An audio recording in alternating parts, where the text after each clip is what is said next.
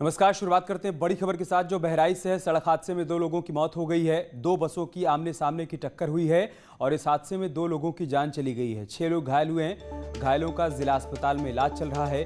Bahraich Barabanki highway पर यह हादसा हुआ है। जरवल थाना क्षेत्र के घाघरा घाट पर यह हादसा हुआ। बड़ी खबर हम आपको बता रहे हैं बहराइच से। ये तस्वीरें भी दिखा रहे हैं। हादसे के बाद की तस्वीरें हैं। 2 बसों की आमने सामने की टक्कर हुई है और इस टक्कर में 2 सवारियों की जान चली गई है। 6 लोग घायल हुए हैं। घायलों को फौरन ही जिला अस्पताल में भर्ती करवाया गया, जहां सभी का इलाज चल रहा है। बहराइच बाराबंकी हाईवे पर यह हादसा हुआ। जरवल थाना क्षेत्र के घाघरा घाट के पास दोनों बसों की आमने सामने की भिड़ंत हुई है। जरवल रोड थाना क्षेत्र में शुक्ला ढाबे के पास आज 2 बसों में आमने सामने टक्कर हुई है। एक बस प्राइवेट बस थी जो कि गोंडा से आ रही थी और दूसरी बस रोडवेज की थी जो लखनऊ से आ रही थी। दोनों बसों की टक्कर में कुल 8 लोग घायल हुए हैं, जिनको हॉस्पिटल भेजा गया था, जिनमें 2 व्यक्तियों की डेथ हुई है और 6 लोगों का इलाज जारी है। मौके से बसों को सड़क से हटाया जा रहा है और यातायात को सामान्य किया जा रहा है। और बहराइच से हमारे सहयोगी अखिलेश हमारे साथ जुड़ चुके हैं। अखिलेश, क्या जानकारी हादसे के बारे में? अमित जी, बता दूं कि ये 2 बस की भीषण टक्कर है, जिसमें दोनों बसों की ड्राइवरों की मौत हुई है। आपको बता दें कि ये दिल्ली से एक बस गोंडा जा रही थी और दूसरी बस इधर से बहराइच से लखनऊ जा रही थी और जरवल थाना क्षेत्र में ये भीषण सड़क हादसा हुआ है, जिसमें 6 सवारी घायल हुए हैं और दोनों बस के ड्राइवरों की मौके पे मौत हो गई। सूचना पे पहुंची पुलिस ने सभी घायलों को अस्पताल में एडमिट कराया है। इलाज जारी है, जिसमें 3 की हालत सीरियस बताई जा रही है और वहाँ मौके पर शांति व्यवस्था कायम है। ठीक है, बहुत शुक्रिया आपका हमारे साथ जुड़ने के लिए और जानकारी हम तक पहुंचाने के लिए। यूपी में कोविड कंट्रोल की कसरत जारी है। हर जिले में पब्लिक एड्रेस सिस्टम को लेकर सीएम योगी की तरफ से निर्देश दिए गए हैं। महाराष्ट्र के बाद यूपी में सबसे ज्यादा एक्टिव केस हैं। 22 राज्यों के बराबर अकेले यूपी की आबादी है। बड़ी आबादी होने के बाद भी बेहतर इंतजामात हैं, ये कहा गया है सीएम योगी की तरफ से। दिल्ली में ऑक्सीजन की कमी है, यूपी में ऑक्सीजन की कमी ना के बराबर है। सीएम योगी आदित्यनाथ की तरफ से तमाम बातें कही गई हैं। बड़ी खबर हम आपको बता रहे हैं। कोरोना कंट्रोल को लेकर अभी तक जो कदम उठाए जा रहे हैं, उन तमाम कदमों का जिक्र करते हुए सीएम योगी ने कहा कि बाकी राज्यों की तुलना में उत्तर प्रदेश में बेहतर हालात हैं।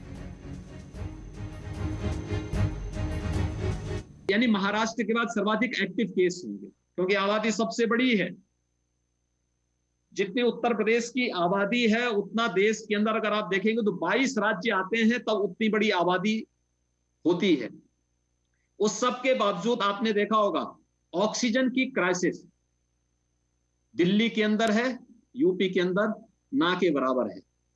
और यूपी के अंदर वही लोग इस क्राइसिस को करने का प्रयास कर रहे हैं, जिसके बारे में अभी मित्र ने कहा भी कि पहले से ही किसी पूर्वाग्रह से ग्रसित होकर के जो लोग किसी उसके साथ कर रहे हैं। मुझे याद है आज से 4 दिन पहले की एक घटना मैं आपको बताता हूं। यह संवाद मेरा ऐसा नहीं कि पहली बार हो रहा है। देखिए, सुबह के समय टीम 11 के साथ मेरा नियमित बैठने का कार्यक्रम बनता है। दोपहर के बाद कुछ अन्य संगठनों के साथ बैठक होती है। सायकाल कुछ अन्य संस्थाओं के साथ मेरा संवाद का कार्यक्रम होता है। तो मेरा उस दिन लखनऊ के हॉस्पिटल्स के साथ बैठक थी।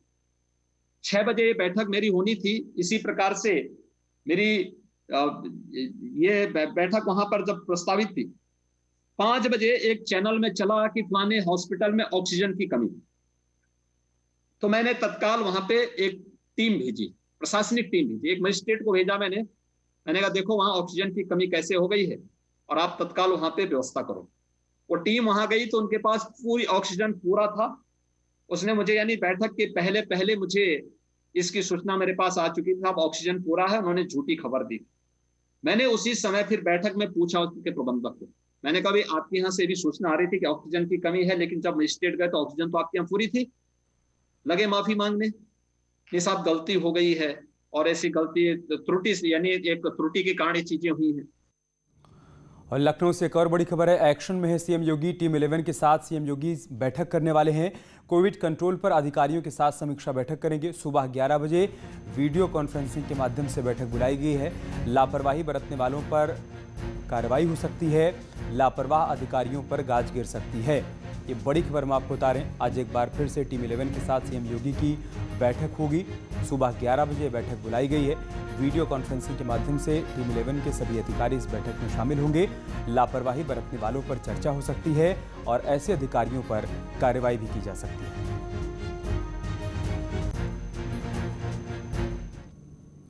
बुलंदशहर के जिलाधिकारी की माने तो जिले में ऑक्सीजन की कमी नहीं है। सभी अस्पतालों के लिए ऑक्सीजन पर्याप्त मात्रा में है। जरूरत के हिसाब से सभी अस्पताल को ऑक्सीजन के सिलेंडर दिए जा रहे हैं। दरअसल डॉक्टर एसोसिएशन के अध्यक्ष ने भरपूर मात्रा में ऑक्सीजन नहीं होने की बात कही थी, जिस पर जिलाधिकारी ने साफ कर दिया है कि जिले में ऑक्सीजन की कहीं पर कोई कमी नहीं है। जिलाधिकारी का साफ तौर पर यह कहना है कि ऑक्सीजन और बेड पर्याप्त मात्रा में है। जिला प्रशासन ने उपलब्ध करवा दिए हैं। अगर किसी को भी कोई दिक्कत होती है तो वो तत्काल नज़दीकी स्वास्थ्य केंद्र एवं जिला चिकित्सालय से संपर्क कर सकता है। साथ ही उसे तत्काल प्रभाव से कोरोना की जांच भी करवाई जाएगी। अगर रिपोर्ट पॉजिटिव आती है तो उन्हें अस्पताल में भर्ती करवाकर उनका इलाज भी करवाया जाएगा। हमारे वरिष्ठ अधिकारी रात भर जगे रहे हैं और सुबह 6 बजे से लेकर रात के 1 बजे तक हम लोग यही मैनेज करते हैं कि किस मरीज को कहाँ बेड दिलाना है, किनको कहाँ ऑक्सीजन दिलाना है, किनको रेमडेसिविर दिलाना है। तो जिला प्रशासन के अधिकारी अथक प्रयास कर रहे हैं और यही कारण है कि इस तरह की घटना अभी नहीं हुई है कि किसी भी अस्पताल में ऑक्सीजन सपोर्ट पे मरीज रहें और ऑक्सीजन ना मिले। सबको ऑक्सीजन मिल रही है, लेकिन हाँ यह है कि ज़रूरत के मुताबिक मिल रही है, फ्यूचर स्टोरेज के लिए नहीं। आगरा में अस्पताल में ऑक्सीजन की कमी के बाद गुस्साए लोगों ने नेशनल हाईवे 2 पर जाम लगा दिया। आगरा के इत्माद-दौला इलाके के एक निजी कोविड अस्पताल में पता चला कि कुछ ही देर में ऑक्सीजन खत्म हो जाएगी। ये जानकारी जब तीमारदारों को हुई तो तीमारदारों ने यहां पर शोर करना शुरू कर दिया। उनके बीच हड़कंप मच गया। परिजनों ने अस्पताल के बाहर हंगामा भी शुरू कर दिया, जमकर नारेबाजी की और हाईवे पर जाम लगा दिया। मौके पर पहुंची पुलिस ने कड़ी मुशक्कत के बाद जाम खुलवाया और लोगों को समझा बुझाकर शांत करवाया। छोटे छोटे बच्चे हैं, हम कहाँ ले जाएं? कहाँ के रहने वाले हैं? वो तो उनका बेटा पुलिस में नौकरी कर रहा है, वो नहीं आ पा रहा है इलेक्शन की ड्यूटी करके। कहाँ के रहने वाले हैं? फुकाबाद के। कितने दिन से ड्यूटी में लगा हुआ है वो। कितने दिन से भर्ती है यहाँ पर? 16 दिन हो गए। आज आप लोग 16 दिन हो गए, नेक आराम मिला 2 दिन पहले से। अब बताओ हम क्या करें? अब ऑक्सीजन की उपलब्धि नहीं है तो आप फिर कोई कंडीशन है। क्या आश्वासन मिला है? कोई आश्वासन दिया है? अधिकारियों ने कोई आश्वासन दिया आपको? ये सुबह दिया था। एग्जाम ऐसी नहीं लग रहा है, यार सुबह से लगा रहे हैं, सुबह भी लगाया। जौनपुर में मौत के बाद दर्द देने वाली तस्वीर सामने आई है। कोरोना संकट काल में पत्नी की मौत के बाद बेबस पति को कोई सहारा इसलिए नहीं मिला क्योंकि महिला की मौत कोरोना से हुई थी। शव को कोई उठाने तक नहीं आया। पत्नी का शव साइकिल पर लादकर नदी किनारे दाह संस्कार के लिए ले जाने के दौरान की तस्वीर है। नदी पर पहुंचे लोगों ने विरोध कर दिया और पति को पत्नी के शव का अंतिम संस्कार नहीं करने दिया। बाद में पुलिस की देखरेख में शव को जौनपुर स्थित रामघाट भेजा गया।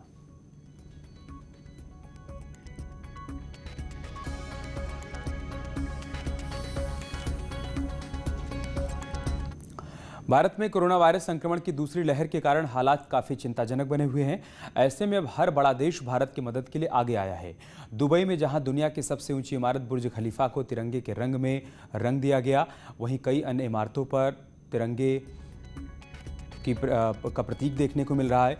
यूएई भारत के साथ खड़े होने की बात कह रहा है। वहीं सऊदी अरब ऑक्सीजन टैंकर भी भारत भेज रहा है। सोमवार देर शाम भारतीय वायुसेना के विमान से 6 क्रायोजेनिक ऑक्सीजन कंटेनर को भारत लाया गया।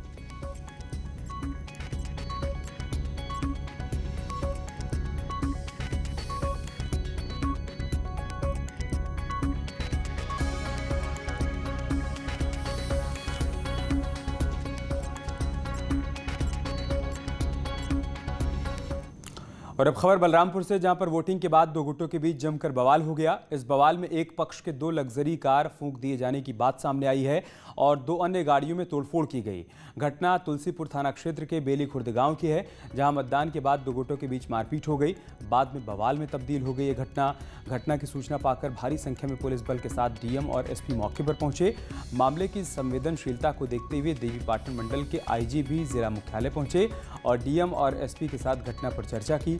मतदान के बाद हुए इस बवाल को देखते हुए पुलिस ने टीम बनाकर मामले की जांच पड़ताल शुरू कर दी है। के ग्राम बेली खुर्द में एक घटना हुई है। मतदान सफल संपन्न हो गया था। मतदान के बाद पूर्व सांसद रिजवान जहीर के समर्थक एवं दीपांकर सिंह के समर्थक के बीच में आपस में झड़प हुई और आपराधिक कृत्य किया गया। इस संदर्भ में अभियोग पंजीकृत करके कार्रवाई की जा रही है। टीमें गठित कर दी गई हैं और हम इसमें शीघ्र से शीघ्र कार्रवाई कर रहे हैं। कोरोना की महामारी में ऑक्सीजन की सप्लाई के लिए एशिया की सबसे बड़ी यूरिया कंपनी इफ्को ने नजीर पेश की है। प्रयागराज की इस फैक्ट्री ने कोरोना संक्रमितों को ऑक्सीजन देने के लिए नया ऑक्सीजन प्लांट लगाने का काम शुरू कर दिया है, जो 15 जून से मरीजों को ऑक्सीजन सप्लाई शुरू भी कर देगा। हालांकि इस प्लांट से अभी ऑक्सीजन देने का काम जारी है।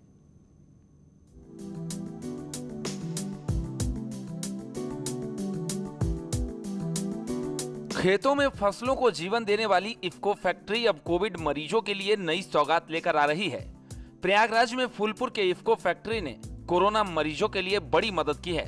जिला प्रशासन के आह्वान पर इफ्को ने 120 ऑक्सीजन के जंबो सिलेंडर कोविड मरीजों के लिए दिया है। साथ ही एक एम्बुलेंस भी जिला प्रशासन को सौंपा है। तो इफ्को फूलपुर ने अभी 120 ऑक्सीजन के जंबो सिलेंडर प्रयागराज के डिस्ट्रिक्ट एडमिनिस्ट्रेशन को अवेलेबल कराए हैं और इसके अलावा जो हमारे माननीय प्रबंध निदेशक जी ने अनाउंस किया है, और इसके अलावा हमने एक एम्बुलेंस जो भी यहाँ की व्यवस्था लगती है उसको हमने एम्बुलेंस भी डिस्ट्रिक्ट एडमिनिस्ट्रेशन को दी है।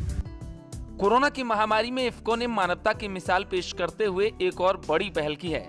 एक सांस की लड़ाई लड़ रहे मरीजों के लिए इफ्को नया ऑक्सीजन प्लांट बनाने जा रहा है। राष्ट्र सेवा की ओर एक और कदम बढ़ाते हुए इफ्को 30 करोड़ की लागत से देश में 4 ऑक्सीजन संयंत्र लगाने जा रहा है, जिसमें सबसे पहला ऑक्सीजन प्लांट गुजरात के कलोल इकाई में 200 क्यूबिक मीट्रिक टन प्रति घंटा की क्षमता वाला प्लांट लगना शुरू भी हो गया है।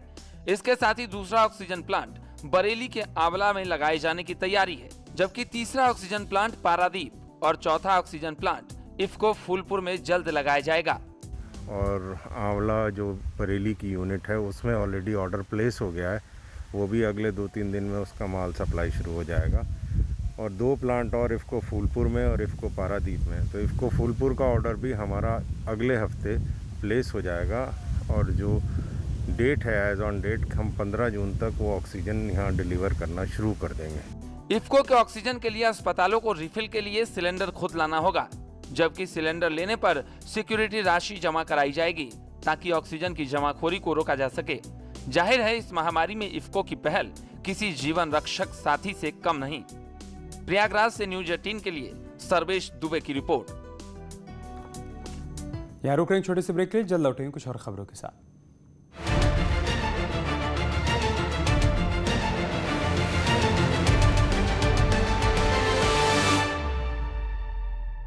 और अब खबर ग्रेटर नोएडा से, जहां पर आग का तांडव देखने को मिला है। फोम की फैक्ट्री में भीषण आग लग गई है। आग लगने से आसपास अफरा तफरी का माहौल दिखा। आग बुझाने में फायर ब्रिगेड की गाड़ियां जुटी हुई हैं। शॉर्ट सर्किट के चलते आग लगने की आशंका जाहिर की जा रही है। दादरी थाना क्षेत्र की घटना है। तस्वीरें देखिए आप। फैक्ट्री में भीषण आग लगी है और इस आग के चलते मौके पर अफरा तफरी का माहौल भी दिखा। फौरन ही दमकल विभाग को इस बात की सूचना दी गई। दमकल की गाड़ियाँ मौके पर पहुँची हैं।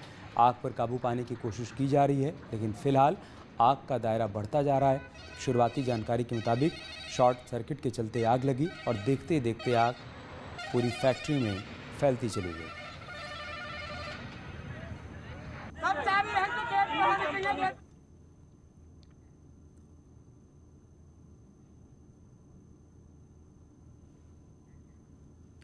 और चलिए बात करते हैं मिशन संजीवनी की। नेटवर्क 18 ये सुनिश्चित करना चाहता है कि हर भारतीय को कोविड-19 का टीका मिले।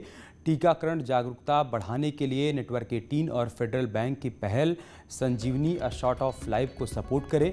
Health expert Apollo 24/7।